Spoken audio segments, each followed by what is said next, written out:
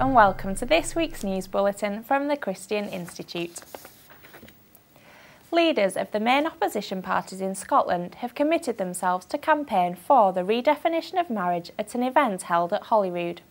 Labour's Joanne Lamont, Ruth Davidson of the Conservatives, Willie Rennie of the Liberal Democrats and Patrick Harvey of the Greens have all signed a pledge organised by the Equality Network saying that they would campaign to beat the ban on same-sex marriage.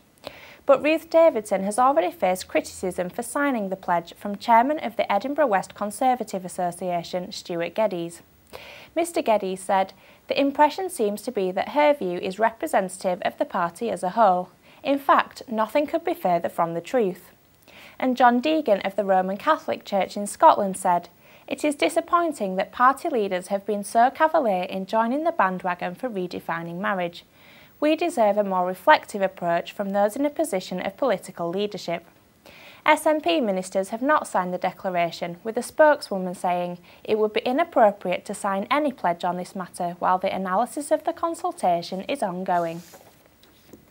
And with the Westminster government set to launch its consultation on redefining marriage next month, Dr John Sentamu, the Archbishop of York, has said that marriage must remain a union between one man and one woman. Dr Sentamu warned against any attempt to redefine marriage, saying that the government would face fierce opposition from bishops and parliamentarians. He added, "I don't think it is the role of the state to define what marriage is. It is set in tradition and history and you can't just change it overnight, no matter how powerful you are." Dr Philip Boyce, a Roman Catholic bishop in Ireland, is being investigated by the police under the country's incitement to hatred laws for delivering a homily that upset a humanist. In his address, the Bishop of Raphoe warned that the church was being attacked from outside by the arrows of a secular and godless culture. The bishop also commented that the distinguishing mark of believers is the fact that they have a future. It is not that they know all the details that await them, but they know in general terms that their life will not end in emptiness. But humanist John Colgan complained about the remarks to the police, saying he believed statements of this kind are an incitement to hatred and therefore break the law. Martin Long, director of the Catholic Communications Office, said that if people analyse the text, it's clearly reasonable, balanced, honest and indeed self-critical from a church perspective. Two of the country's most prominent atheists have clashed over plans to build a £1 million temple for atheists in London. Alain de Botton, a philosopher and writer, wants to build a 46-metre tower to celebrate atheism as a positive force. He says the structure would celebrate new atheism and act as an antidote to the aggressive atheism of the likes of Richard Dawkins. But Professor Dawkins, the author of The God Delusion, says the project is a waste of money and a contradiction in terms, adding, "Atheists don't need temples. I think there are better things to spend this kind of money on." David Robertson, director of Christian group Solas, said, "Given that we are continually told that atheists believe nothing, it does seem somewhat silly and ridiculous to erect a temple to non-belief."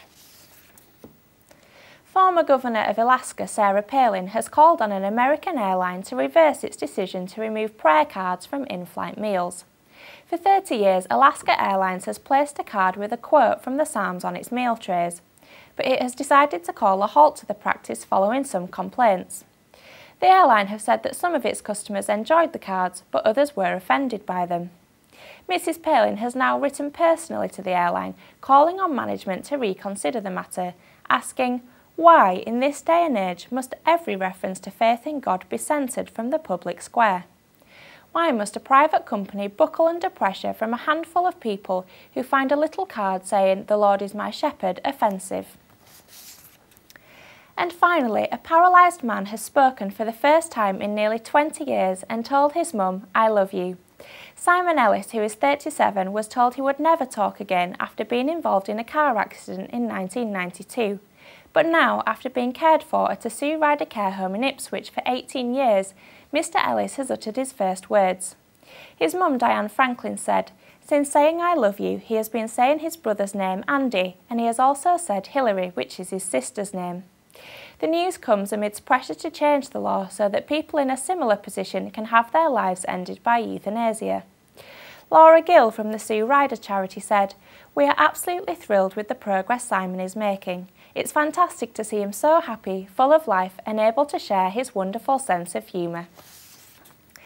Well, that's all for this week. For more information and regular updates on all of our stories, plus much more, visit our website at christian.org.uk. Until next time, goodbye.